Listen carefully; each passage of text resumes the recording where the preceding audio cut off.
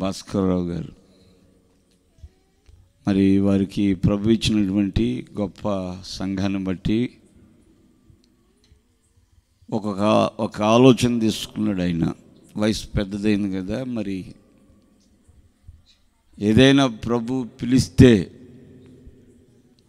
మరి నా తర్వాత నా సంఘానికి ఒక కాపరి అనేటువంటి వ్యక్తి ఉండాలి.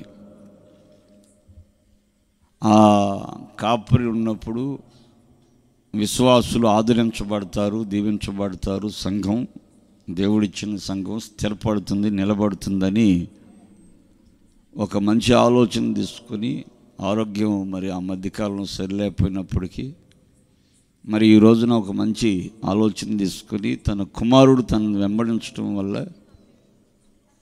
మరి తండ్రికి చేదోడు వాదోడుగా ఉండి పరిచర్యలో ఉండటం వల్ల నా కుమారుడికి మరి అభిషేకం కావాలని తను ఆశపడ్డాడు. మరి తనను కూడా అడిగినప్పుడు నేను కూడా మరి నా ఆలోచన ప్రకారం నడుచుకుంటానని తను కూడా మరి సమర్పించుకున్నాడు. స్తోత్రం కలుగునుగాక. సేవ అనేది చాలా ఉన్నతమైంది, ఆశీర్వాదకరమైంది. ఒక ఉన్నతమైనటువంటి పరిచర్య, దేవదూతలకు లేని దివ్యమైన పరిచర్య. తిమోతికి రాసిన మొదటి పత్రిక 1వ అధ్యాయం 12వ వాక్యంలో అపోస్తలుడైన పౌలు గారు ఒక చక్కని మాట, ఆయన సాక్ష్యాన్ని చెబుతున్నాడు. ఒక మాట, పూర్వము దోషకుడను హింసకుడను హానికరుడనైన నన్ను తన పరిచర్యకు పిలిచినందుకు, నమ్మకమైన వానిగా ఎంచినందుకు నన్ను బలపరిచిన మన ప్రభు అయిన యేసుక్రీస్తునకు కృతజ్ఞుడై ఉన్నాను అని చెప్పాడు. ఆయన దేవునికి ఆయన ఎందుకు కృతజ్ఞుడై ఉన్నాడంటే ఆ చీకటి బ్రతుకులో నుంచి దేవుడు విడుదల చేశాడు ఆయన్ని.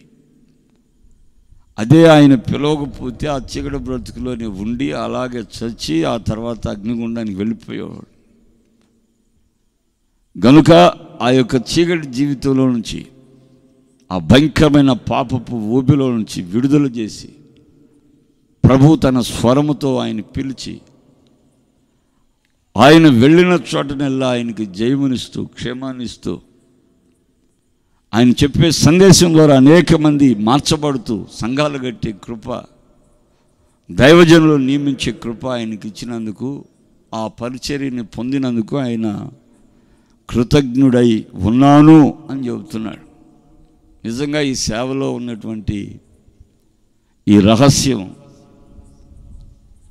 తెలిసినటువంటి ప్రతి ఒక్క వ్యక్తి అయినా సరే దేవునికి కృతజ్ఞుడిగా ఉంటాడు. ఈ సేవలో దేవుడిచ్చినటువంటి ఆ యొక్క పరిచర్యలో నమ్మకస్తుడిగా బ్రతుకటం వల్ల దేవునికి కృతజ్ఞుడిగా ఉండడం ఎంతో గొప్ప ఆశీర్వాదం. అంటే దేవుని యొక్క సేవలో ఉండేటువంటి వ్యక్తికి దేవుని యొక్క పిలుపు, దేవుని యొక్క దర్శనం, ప్రతిష్ట, సమర్పణ, త్యాగం, ఇది సేవకునికి చాలా అవసరమైనది. కాబట్టి ఆయన పిలుపు, ఆయన దర్శనం, ఆయన యొక్క సమర్పించుకోవటం, త్యాగంలో ఉన్నటువంటి గొప్ప ఆశీర్వాదం ఎంత గొప్ప ఆశీర్వాదం అంటే అలాంటి వ్యక్తి అడుగుపెట్టిన ఆ ఇల్లు దీవించబడుతుంది. అలాంటి వ్యక్తి దీవిస్తే దీవించబడతారు, ఆ వ్యక్తి శపిస్తే శపించబడతారు. సమస్తమైనటువంటి దయ్యాల మీద అధికారం, స్వస్థపరచు వరాలు వారు కలిగి జీవిస్తారు. స్తోత్రం కలుగునుగాక. దేవుని యొక్క పరిచర్యకి పిలువబడినందుకు నేను కృతజ్ఞుండి అని చెబుతున్నాడు అపోస్తలుడైన పౌలు గారు. ఈరోజు చాలామంది ఈ సేవని చాలామంది ఇష్టపడుతూ వస్తుంటారు. నన్ను ఒక అతను కలిశాడు, ఈ మధ్యకాలంలో నేను కూడా సేవ చేస్తున్నానండి అన్నాడు. ఆయన మంచిదయ్యా అన్నాను. అసలు సేవ నీకున్నటువంటి పిలుపు ఏంటి అని అడిగాను నేను. పిలుపు ఏం లేదండి, కొడవలో ఒకటి చూపించాడు, నాకు వరి కోత ఒకటి చూపించాడు, అది గొయ్యమన్నాడు ఒక ఆయన వచ్చి అని అన్నాడు. ఆయన ఎలా ఉన్నాడు అన్న, ఆయన ఎలా ఉన్నాడని పెద్ద ఆయన అండి, తల వెంట్రుకలు నడిచిపోయినాయి అని చెప్పాడు. మరి కోసావా అన్న, కోద్దాం అనుకున్నాను, ఇంతలో మా అమ్మాయి లేపిందండి అన్నాడు. ఆమేన్. అది కాదయ్యా, దేవుని యొక్క పిలుపు, దేవుని దర్శనం వేరు. అసలు నువ్వు సేవ ఎందుకు చేస్తున్నావు అని అడిగితే, ఎక్కడ పోయినా పొలవ పెడుతున్నారయ్యా, దేవుడి దయ వల్ల ఇంట్లో తినేదేం లేదు, మధ్యాహ్నం పూట ఒక చోట, మరి సాయంత్రం పూట ఒక చోట మంచి పొలావ్ దొరుకుతుందయ్యా, అమ్మ క్యారేజ్కి కూడా పెట్టాం, మా పాస్టర్ గారు ఉన్నారు ఇంటి దగ్గర అని చెప్పి పెట్టించుకొచ్చుకుంటున్నాను అయ్యా అని చెబుతున్నాడు ఆయన.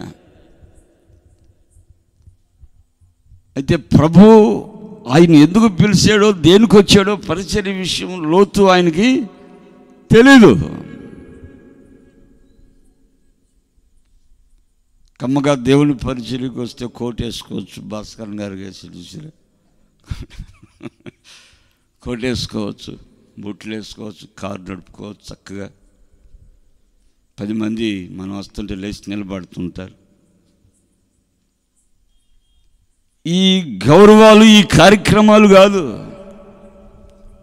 అపొస్తలుడైన పౌలు గారు దేవుని కొరకు పిలువబడిన తర్వాత ఆయన దేవుని యొక్క పరిచర్యలో ఆయన ఒక నిశ్చలమైనటువంటి ఒక తీర్మానం చేసుకున్నాడు. చావైతే దేవుని కోసం బ్రతుకుటైతే క్రీస్తు కోసం, చావైతే దేవుని యొక్క రాజ్యం కోసం. స్తోత్రం కలుగును గాక. చావైతే నాకు లాభం, బ్రతుకుటైతే క్రీస్తు కొరకే. ఒక తీర్మానం. అలానే కొరింథీ పత్రికలో మనం చూసినప్పుడు, కొరింథీ పత్రికలో ఆయన అనేక మార్లు రాళ్లతో కొట్టబడ్డాడు, బెత్తాలతో కొట్టబడ్డాడు.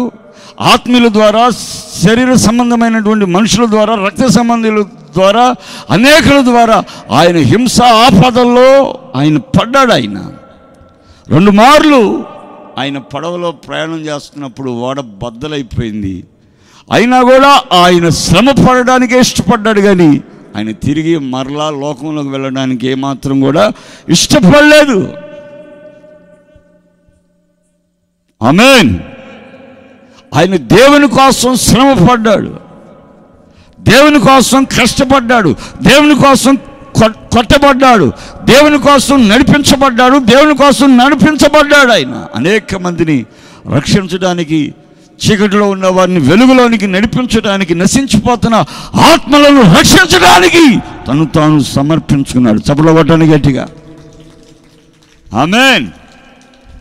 ఇంటింటికి పోయి ప్రార్థన చేసి, బైబిల్ తెలిసి కానుక పెట్టించుకున్నాక ఊరు బయటకు వచ్చి ఆ జిప్పు తీసి ఎంత పెట్టిందని చూసి 50 పెట్టింది సైతంది. 50 పెట్టిందే, ఒక 500 పెడితే ఎంత బాగుండేది, మెడలో గొలుసులు వేసుకుంది కానీ పనికి మాలింది, 50 పెట్టిందే నతన్యేలు అని వాళ్ళని అపార్థం చేసుకోవడం. అయితే అపోస్తలుడైన పౌలు గారు దేవుని కోసం శ్రమపడ్డాడు. అందుకని తిమోతికి ఒక మాట రాస్తున్నాడు. తిమోతి 1వ పత్రిక 6వ అధ్యాయం 11వ వాక్యంలో ఒక మాట దైవజనుడు చెప్తున్నాడు. దైవజనుడా, నీవైతే వీటిని విసర్జించి నీతిని, భక్తిని, విశ్వాసమును, ప్రేమను, ఓర్పును, సాత్వికమును సంపాదించుకొనుటకు ప్రయాసపడుము. దేవునికి స్తోత్రం కలుగును గాక. దైవజనుడా, నీవైతే వీటిని సంపాదించుకో. నీతిని, భక్తిని, సాత్వికమును, ఓర్పును నీవు వీటిని సంపాదించుకోవడానికి ప్రయాసపడు. ధనాపేక్షను నువ్వు ఆశించవద్దు. నీవు ధనాపేక్షను ఆశించవద్దు. ధనాపేక్ష ఆశిస్తే 9వ వాక్యం నుంచి మనం చదివినప్పుడు అనేక మంది ఆ ధనం కోసం కొట్టుకొని చచ్చిపోయారు. ఆయన వాళ్ళు ఉరిలో పడ్డారు, శ్రమల్లో పడ్డారు, తమను తామే పొడుచుకొని చంపుకోవడానికి ఇష్టపడ్డారు. అందుకనే ఏదైతే దేవునికి అయిష్టమైనదో దాన్ని పక్కన పెట్టి దేవునికి ఇష్టమైనది ఏంటంటే నీతిని, భక్తిని, విశ్వాసం, ఓర్పు, సహనం నీవు సంపాదించుకోవాలి. స్తోత్రం కలుగును గాక. ఆమేన్, హల్లెలూయా. ఈరోజు అపోస్తలుడైన పౌలు గారు తిమోతితో చెబుతున్నాడు, ఎక్కువగా ధనం వైపు చూడొద్దు. ఈరోజు ధనం వైపు చూసినటువంటి దైవజనులు ఎంతోమంది ఉన్నారు.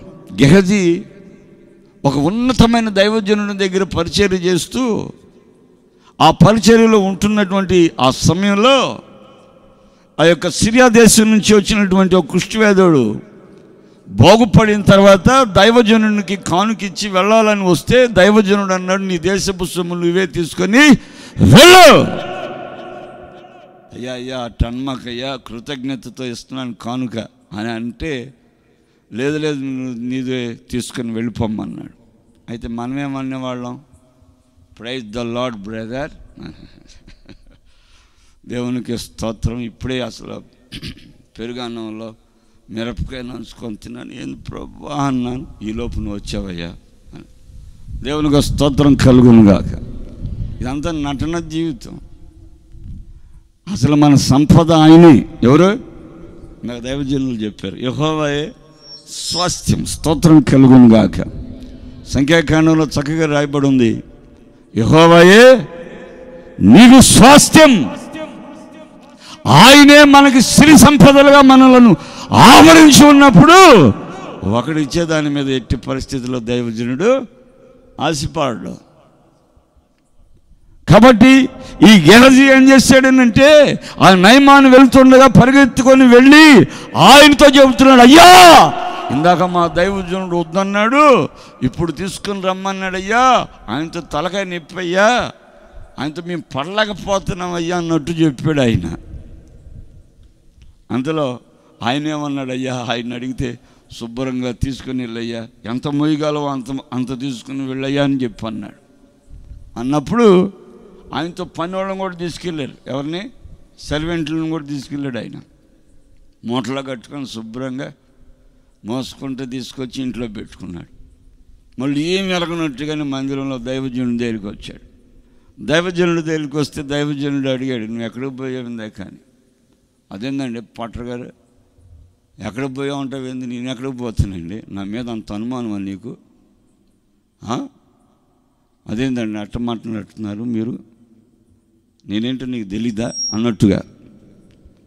గెహజీ, నీవు ఆ రథం వెంట పరిగెట్టేటప్పుడు నా ఆత్మ నీతో కూడా రాలేదా అంటూ ఉండగానే ఆశ్చర్యపడ్డాడు. ఇట్లాంటివి కూడా దైవజనుడికి బయలుపరుస్తాడా అని.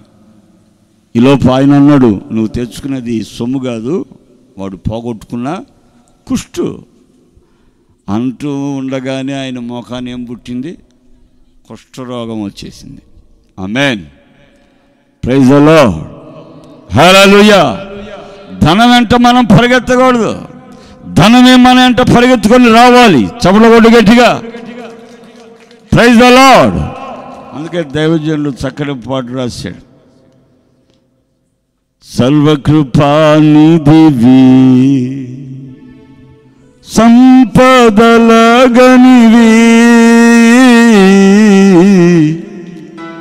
సర్వకృపానిధివి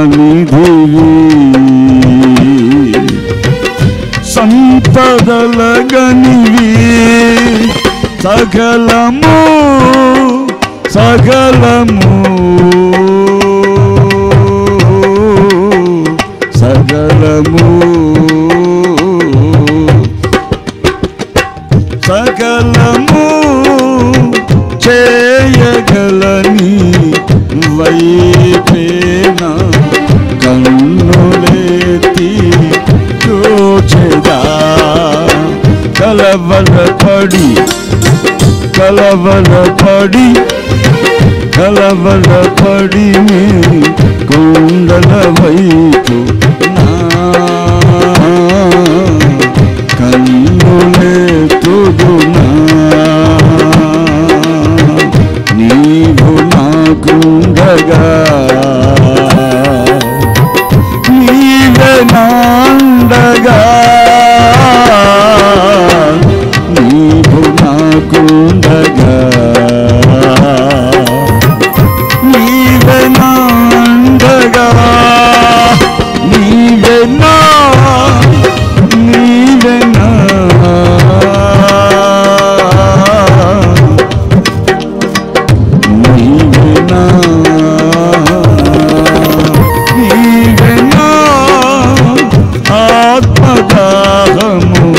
తీర్చిన వెంబడించిన పండవు కలవరపడి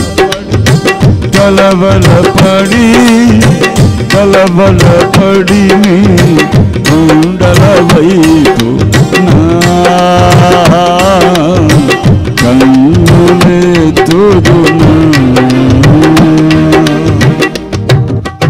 ఆయన సర్వ సంపదల గని. నమ్మిన వాళ్ళు చప్పలు కొట్టి గట్టిగా స్తోత్రం చెప్పండి. అయితే గెహజీ దాన్ని గమనించలేకపోయాడు. ధనం వెంట పరిగెత్తాడు. ఈయన ధనం పక్షాన అతను ఎప్పుడైతే నిలబడ్డాడో తన జీవితం పతనం అయిపోయింది. కనుక ఈరోజు దేవుని యొక్క సేవకుడిగా ఎవరైతే సేవ చేయాలని నిశ్చయించుకుంటారో వారు ధనం వెంట పరిగెత్తకూడదు. ధనమే మన వెంట వచ్చేటట్లుగా మనం దేవుని దగ్గర సిద్ధపడాలి. స్తోత్రం కలుగునుగాక. Praise the lord. హల్లెలూయా. అందుకని ఈ రోజున దేవుని యొక్క వాక్యం అంటుంది, ఆయన పరిచర్యకి పిలువబడినందుకు, ఆయన నమ్మకమానిగా దేవుడు ఎంచినందుకు ఆయన కృతజ్ఞుడై ఉన్నాడు. స్తోత్రం కలుగునుగాక. ఈ రాత్రి నీ జీవితంలో నీవు కృతజ్ఞురాలుగా జీవించాలి. ఆయన పరిచర్య దొరికిందంటే దేవదూతలకే లేని దివ్యమైన పరిచర్య, ఒక ఉన్నతమైన పరిచర్య. స్తోత్రం కలుగునుగాక. దేవుడు మనుషుణ్ణి సంపూర్ణంగా మార్చడానికి సంఘానికి ఈవులుగా ఇచ్చాడు. మనుషుడు ఈరోజు ఒక ఆత్మీయుడు సంపూర్ణమైనటువంటి పురుషుడిగా మార్చబడాలంటే ఎఫెసీ పత్రిక 4వ అధ్యాయం 13వ వాక్యంలో చక్కగా చెప్పబడుతుంది. ఒక మాట మీరు చదవచ్చు. అన్నమాట ఎఫెసీ పత్రిక 4:13.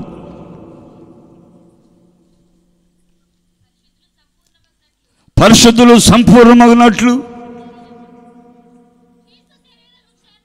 క్రీస్తు శరీరము క్షేమాభివృద్ధి చెందినట్లు పరిచర్య ధర్మము జరుగునట్లు ఆయన కొందరిని అపోస్తులుగాను, కొందరిని ప్రవక్తలుగాను, కొందరిని సువార్థికులుగాను, కొందరిని కాపరులుగాను, ఉపదేశకులుగాను నియమించెను. స్తోత్రం కలుగునుగాక. క్రీస్తు శరీరం క్షేమాభివృద్ధి చెందినట్లు పరిశుద్ధులు సంపూర్ణమైనటువంటి పురుషులుగా మార్చబడాలనంటే ఈ రాత్రి నీవు గుర్తెరగాలి. నీవు కొందరు అపోస్తులుగా, కొందరిని ప్రవక్తలుగా, సువార్థికులుగా, కాపరిగా, ఉపదేశకులుగా దేవుడు సంఘానికి దేవుడు ఇచ్చాడు. చప్పలబొట్టి గట్టిగా స్తోత్రం చెప్పాలి. ఆశామాష కాదు దేవుని యొక్క సేవ చేయటం. దేవుని యొక్క పరిచర్య చేయాలంటే దేవుని యొక్క జ్ఞానం కావాలి, దేవుని కృప కావాలి, దేవుని అనుగ్రహం కావాలి, దేవుని దర్శనం కావాలి, దేవునితో మనకి అనుబంధం కావాలి. మనుషులతో ఎంత సహవాసం ఉన్నా దేవునితో సహవాసం చాలా ప్రాముఖ్యమైనది. మోకరించి ప్రభువా ఈరోజు నేను ఏం చెప్పాలి, ఏం మాట్లాడాలి, సంఘంతో నేను ఏం చెప్పాలయ్యా అని నీవు దేవుని దగ్గర మొరపెట్టి ప్రలాపించి ఆయన దగ్గర వర్తమానం తీసుకొని వచ్చి సంఘానికి చెప్పాలి. కాపరి. ఈరోజు కాపరి అంటే ఎవరు ఏమండి? కాపరి అంటే ఎవరు? ఉంగరపేలు ఏలు ఇక ఉంగరాలు తరుగుతారు ఇక చక్రవర్తికి. దేవునికి స్తోత్రం. ఆమేన్. కాపరి. ఇప్పుడు కాపరిగా ఆయన మార్చబడబోతున్నాడు. Praise the lord. కాపరికి దేవుడు ఒక ఉన్నతమైనటువంటి స్థితిని ఇచ్చాడు. సావుకి వెళ్ళి ప్రార్థన చేసి వచ్చినా కానుకిస్తారు, కుటుంబ ప్రార్థన పెట్టినా కానుకిస్తారు, కృతజ్ఞత కూటం పెట్టినా కానుకిస్తారు, పుట్టినరోజుకి వెళ్ళినా కానుకిస్తారు, జ్ఞాపకార్థ గుడికి వెళ్ళినా ఏడుస్తూ కూడా వద్దులే అమ్మా అని చిన్నాను. దేవునికి స్తోత్రం కలుగునుగా. కాపర్ని దేవుడు అంత హైలైట్ చేశాడు. హల్లెలూయా. కాబట్టి కాపరి ఏం చేస్తాడంటే కాపరి సంఘాన్ని గొర్రెలను కాస్తాడు. దేవుని దగ్గర వర్తమానం తీసుకొని గొర్రెకి ఏం అవసరమో, ఏ ఆహారం అవసరమో దాన్ని బోధిస్తాడు. నీ యొక్క కడుపు నింపుతాడు, వాక్యముతో నింపుతాడు. వాక్యం ద్వారా ఎవరైతే పోషించబడుతున్నారో వారు దేవునికి సమీపస్తులుగా మార్చబడతాడు. స్తోత్రం కలుగును గాక. కాపరి లేకపోతే గొర్రెలు ఏమైపోతాయి? చెదిరిపోతాయి. కాబట్టి కాపరి ఉంటేనే సంఘాన్ని కాచుకుంటాడు. ఈ గొర్రెల మధ్యలోకి ఏమేమి వస్తాయి? మీరు చెప్పండి, ఏమేమి వస్తాయి? తోడేళ్ళు వస్తాయి, ఇంకా ఎలుగుబంట్లు వస్తాయి, సింహాలు కూడా వస్తాయి. అందుకని దావీదు గొర్రెను తీసుకొని వెళ్తున్నప్పుడు దావీదు ఏం చేశాడు? గొర్రెలు కాపరిగా ఉన్నప్పుడు దానికంటే వేగంగా వెళ్ళి దాని నోట్లో ఉన్న గొర్రెని తీసుకొని వచ్చాడు. స్తోత్రం కలుగును గాక. ఆమేన్. మరి అలాగే దైవజనులు ఈరోజు గొర్రెలను కాచుకుంటారు.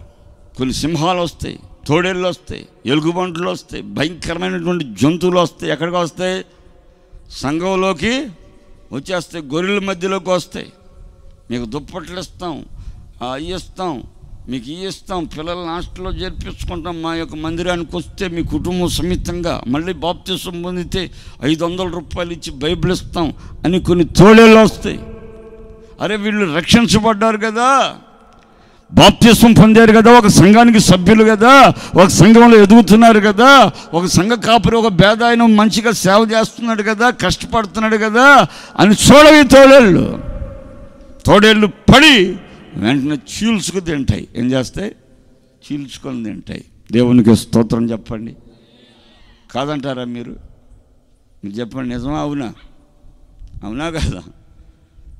మరి మామూలు విషయం కాదు. ఏంటమ్మా ప్రార్థన రావట్లేదు ఈ మధ్యకాలంలో అడిగితే, అయ్యో సాంబారు పెట్టి గుడ్లు పెడుతున్నారు అక్కడ. ఎక్కడమ్మా? ఆ పాటర్ గారు సాంబారు అన్నం పెట్టి కొట్టు నిండా గుడ్డు వేస్తున్నాడు. అయ్యా గుడ్లు, నీకు గుడ్డు కావాలంటే నేను పెట్టేవాడిని కదా అమ్మా. చక్కగా నువ్వు ఇక్కడ ఆత్మీయంగా బలపడి అక్కడెక్కడికో పోయి గుడ్డు కోసం వెళ్తున్నాయిందమ్మా. గుడ్డు ఒకరోజు గుడ్డు తినడానికి వెళ్తున్నావు నువ్వు అని అంటే, అయ్యా నువ్వేం అనుకో మాకని. దేవునికి స్తోత్రం. నేనేమనుకోనమ్మా అన్న తర్వాత ఆమె ఒక 3 నెలల తర్వాత వచ్చింది. 3 నెలలు ఈ మెడ చుట్టూ గుడ్లుగా వచ్చేసినాయి. ఎడబెట్టుకొని వచ్చింది. ఏదమ్మా అట్లా మెడ సాసావు, ఏంది ఆ ఉంగరాలు ఉండలుగా ఉందని అడిగాను నేను. అయ్యా కణితిల్లాగా వచ్చేసినాయి అయ్యా, పుట్టగొడుగుల్లాగా పుట్టినాయి అయ్యా గొంతు నిండా అని చెప్పి ఏడ్చింది ఆమె. డాక్టర్ దగ్గరికి వెళ్ళావా అన్న? వెళ్ళానయ్యా. మరి ఏమన్నాడు డాక్టర్ గారు అని? మొక్క తీసి పంపించాడయ్యా, మరి ఏమైందో తెలియదయ్యా అని. అమ్మా నువ్వు అక్కడికి వెళ్ళి గుడ్లు తిన్నావు కదా ఈ 3 నెలలు, ఆ 3 నెలలు గుడ్లు అన్నీ చేరిని అమ్మ మెడ చుట్టూ అని. దేవునికి స్తోత్రం కలుగునుగా. Praise the lord. రక్షించబడి చక్కగా నీకు వాక్యం చెబుతూ ఏది తక్కువ చేయకుండా ఆధ్యాత్మికంగా బలపరుస్తూ నీవు కుటుంబ ప్రార్థన పెడితే కుటుంబ ప్రార్థనలో నీకు వాక్యం చెప్పి నిన్ను దీవించి ఆశీర్వదించి నిన్ను అన్ని విధాలుగా నడిపిస్తున్నప్పుడు నువ్వు తోడేలు వచ్చి మీద పడినప్పుడు నువ్వు వెళ్ళిపోవడం తప్పు కదమ్మా. అది దేవుడు చెప్పాడా నీకు? అదేనయ్యా నేను చేసిన పొరపాటు అని. మరి ఆ గుడ్లు తగ్గుతాయాక చెప్పండి, ఇటు పెట్టుకో జరుగుతుంది. అందుకని గొర్రెని కాపాడుకోవాలి. ఈరోజు పరిశుద్ధులు సంపూర్ణులుగా మార్చబడడానికి దేవుడు సంఘానికి ఈవులుగా ఇచ్చాడు. 5-fold ministry. Praise the lord. 5 అనుభవాలు కలిగినటువంటి పరిచారకుల్ని. హల్లెలూయా. ఈరోజు సేవ చేయడం చాలా కష్టం. సేవ అనగానే గొప్ప పాస్టర్ గారు అయిపోతున్నాడంటే ఇక ఆయన ఏదో మూట కట్టుకుంటాడని చెప్పి మీరు అనుకోవద్దు. ఆయన ఏం చేస్తాడంటే ఇప్పుడు సేవకుడు అయిన తర్వాత తెలిసిద్ది ఆయనకి. దేవునికి స్తోత్రం కలుగునుగా. అవునా కదా సార్? నిజం. అది సేవకుడు అయిన తర్వాత తెలుస్తుంది. ఫ్యామిలీ బ్రతకాలంటే ఒక సంఘం ఇవ్వాలి. సంఘం ఏగపోతే మరి ఏంలో ఓర్పు ఉన్నంత వరకు పర్వాలేదు, ఓర్పు దాటిందా మీరు నాశనం అయిపోతారు. దేవునికి స్తోత్రం హల్లెలూయా అని అంటాడు. ఇక అంతే.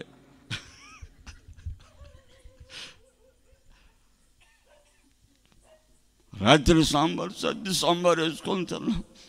మీరు సంఘం ఉండేందుకు గుడ్డి సంఘం అని సంఘాన్ని తిడుతుంటాడు, చెప్పేస్తుంటాడు. సంఘ కాపరి అంటే అంత తేలిగ్గా అంచనా మాకండి. కాపరి మీకోసం ప్రార్థన చేస్తాడు. Praise the Lord. కాపరి మీ గురించి చేతులెత్తి ప్రార్థన చేస్తాడు. అయ్యా వారిని దీవించు, ఆశీర్వదించు, వారి పనుల పాటలు ఆశీర్వదించు, అయ్యా వారి పొలాలు దీవించు, వారి బిడ్డలను దీవించు అయ్యా, వారికి ఉన్నటువంటి శాపాలు తొలగించు, తెలుసో తెలియకో చేసిన తప్పులు క్షమించని మీ గురించి కాపరి విజ్ఞాపన చేస్తాడు, ప్రార్థన చేస్తాడు దైవజనుడు. స్తోత్రం కలుగును గాక. అభిషేకం లేకుండా దేవుని పరిచర్య చేయకూడదు, మలినమైపోద్ది. అందుకని ఈరోజు పరిచారకుడు ఏ విధంగా ఉంటాడంటే దేవుని పిలుపు, దేవుని యొక్క ఆ దర్శనం దేవునికి సమర్పించుకొని ప్రతిష్ఠించుకొని ఇక పనిపాట్లు లేకుండా ఒకే పని విశ్వాసుల గురించి ధూపం వేయటమే. స్తోత్రం కలుగును గాక. గ్రామ గ్రామాలు వెళ్ళి సువార్త చెప్పటం, హల్లెలూయా. అనేకులకి ఆయన సాక్ష్యాన్ని చెప్పి అనేక మందిని చీకటిలోంచి వెలుగులోనికి నడిపించడం, హల్లెలూయా.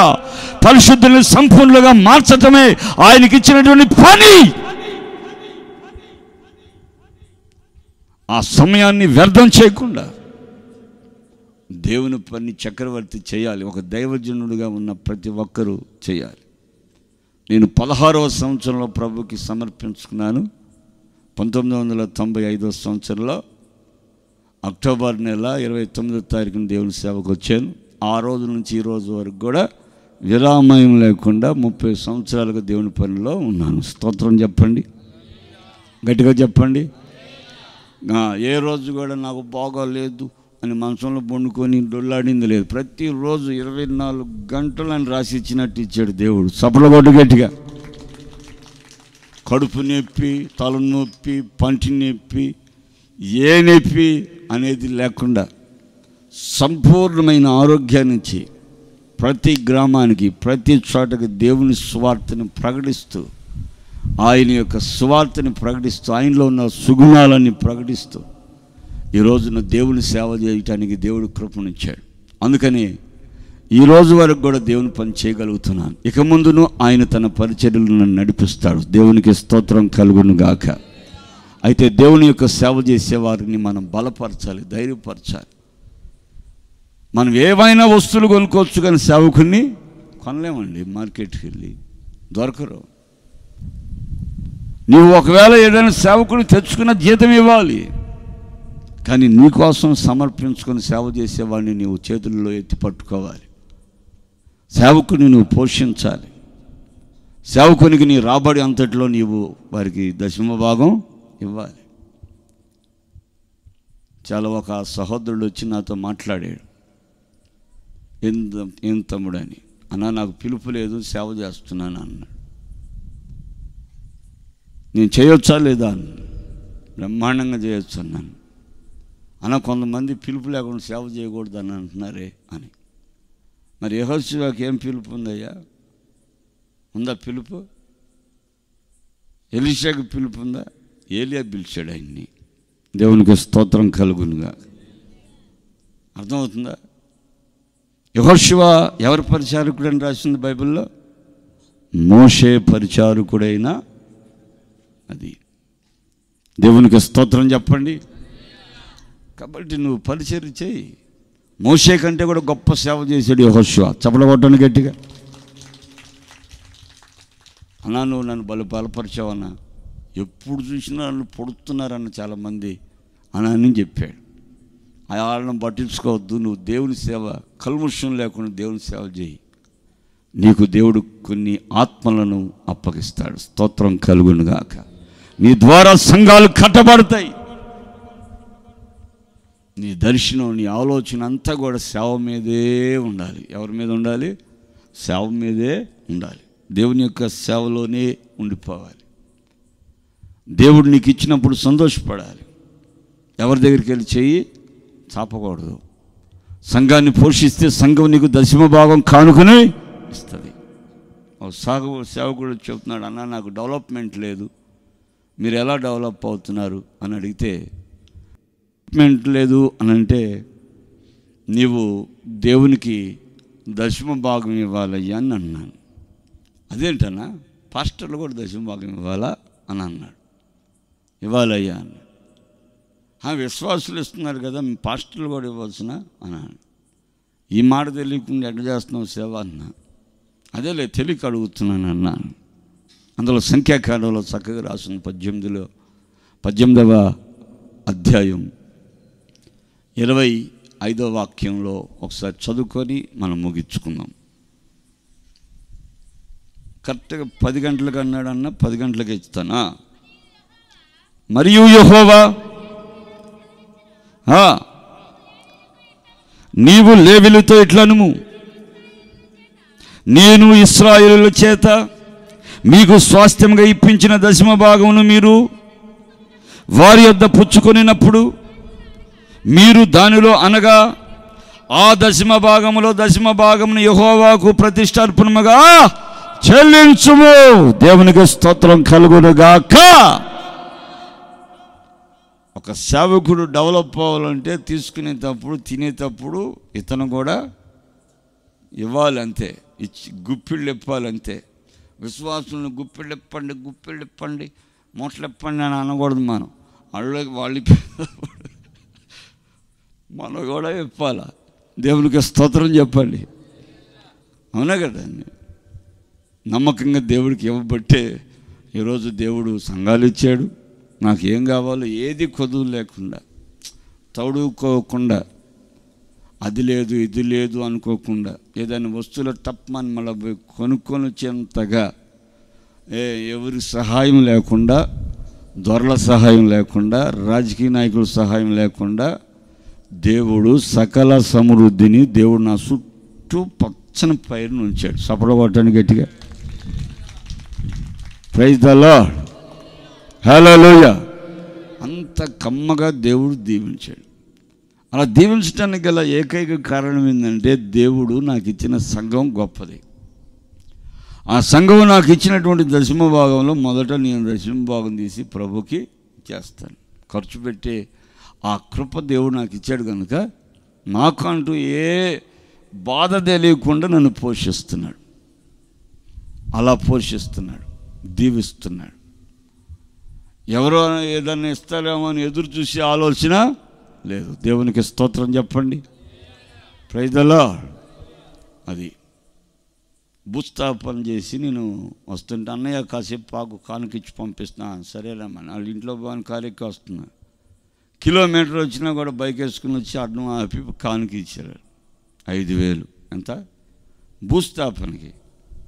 అందరు శోఖండాలు పెట్టి ఎడుతున్నారు. వాళ్ళంతా ఏడ్చేటప్పుడు మనం కానుక తీసుకోవడం అంత సభ్యతన అనుకొని నేను వస్తుంటే వాళ్ళు బైక్ వేసుకుని వచ్చి రోడ్డు మీద ఆపి కానుకిచ్చి వెళ్ళింది. ఇప్పుడు ఇకపోతే ఏమైందిలేమ్మా అని అంటే ఒప్పుకోట్లే. దైవజనుడు ఒత్త చేతులు తెల్లకూడదు అని. ఎంత ఇచ్చిందని చూస్తే 5,000. చప్పలగొట్టు. దేవునికి స్తోత్రం. హల్లెలూయా, హల్లెలూయా. అట్ట వెంటపడాలని అంటే మనం ఆయనకి అట్ట ఇయ్యాల. మనం ఎప్పుడైతే ఇస్తామో దైవజనులు, అప్పుడు దైవజనులకి దేవుడు సకల సమృద్ధిని ప్రభువిస్తాడు. ఎటు వెళ్ళినా నీకు సమృద్ధిగా మంచులాగా నిన్ను బట్టిద్ది డబ్బు. దేవునికి స్తోత్రం కలుగునుగా. మంచులాగా దేవుడు అలా దీవిస్తాడు. దైవజనుడు దేవునికి 10వ భాగం ప్రతిష్ఠించబడినటువంటి సేవకులకి అర్పణ చెల్లించాలి. అప్పుడు సంఘం ఏమవుతుందంటే డెవలప్మెంట్ అవుతుంది. విశ్వాసులు విస్తరిస్తారు, విశ్వాసులు గుప్పిళ్ళు విప్పుతారు, సంఘం సరిహద్దులు విశాలపరచబడతాయి. ఈ రోజున దైవజనులు ఈ రోజున నేర్చుకోవాల్సినటువంటి అనుభవం ఇది. ఈ రోజున మన మధ్యలో సహోదరుడు, మన భాస్కర్రావు గారి కుమారుడు చక్రవర్తి ఈ రోజున అభిషేకించబడటానికి సిద్ధపడినటువంటి ఆ యొక్క చక్రవర్తిని అభిషేకించబోతున్నాం. ఆయన దేవుడు సిద్ధపరిచినటువంటి సంఘానికి ఆయన దైవజనుడిగా దేవునికి అప్పగిస్తున్నాం. స్తోత్రం కలుగునుగాక. ఈ రోజు నుంచి 2 భుజాల మీద మోస్తాడు ఆయన. ఎన్ని భుజాలు చెప్పాలి గట్టిగా? 2 1 రెండిటి మీద మోస్తాడు ఇక కాడి. దేవునికి స్తోత్రం కలుగునుగాక. ఆమేన్. ఆయన కాడి ఏంటంట చెప్పాలి? బరువుగా ఉంటుందా? సులువుగాను తేలిగ్గా ఉంటుంది, కమ్మగా ఉంటుంది. స్తోత్రం కలుగునుగాక. కాబట్టి ప్రియమైన సహోదరులారా, దేవుని సేవ చేసేటువంటి సేవకులు ఇలాంటి మంచి అనుభవాలను కలిగి ఉండాలి. యేసుక్రీస్తు లూకాసు సువార్త 9వ అధ్యాయం 1వ వాక్యంలో ప్రభు తన 12 మంది శిష్యులను పిలిచి ఆయన మాట్లాడుతున్న మాట, ఆయన తన 12 మంది శిష్యులను పిలిచి సమస్తమైన దయ్యముల మీద శక్తిని, అధికారమును, రోగములు స్వస్థపరచు వరమును అనుగ్రహించి దేవుని రాజ్యమును ప్రకటించుటకును రోగులను స్వస్థపరచుటకును వారిని నంపెను. స్తోత్రం కలుగునుగాక. పిలిచారు, రండి అన్నాడు. 12 మందిని పిలిచాడు అపోస్తలుగా. దయ్యాల మీద అధికారం, స్వస్థపరచు వరమును మీకు నేను ఇస్తున్నాను, దేవుని రాజ్యాన్ని గురించి ప్రకటించండి అని వారిని పంపించాడు. ఈ రోజు నుంచి మన మధ్యలో ఉన్నటువంటి మరి చక్రవర్తిని కూడా అలాగనే ప్రభు సిద్ధపరుస్తున్నాడు. ప్రభు తనను, తన భార్యను, తన కుటుంబాన్ని ప్రభు సిద్ధపరుస్తున్నాడు. ఈ మాటలు దీవించునుగాక. దయచేసి అందరూ కళ్ళను మూసి మోకరించినట్లయితే ప్రార్థన చేసుకుందాం. అందరూ మోకరించి కళ్ళు మూసినట్లయితే ప్రార్థన చేసుకుందాం. పరిశుద్ధాత్మ దేవుడు మన మధ్య సంచరించినటువంటి ఈ సమయాన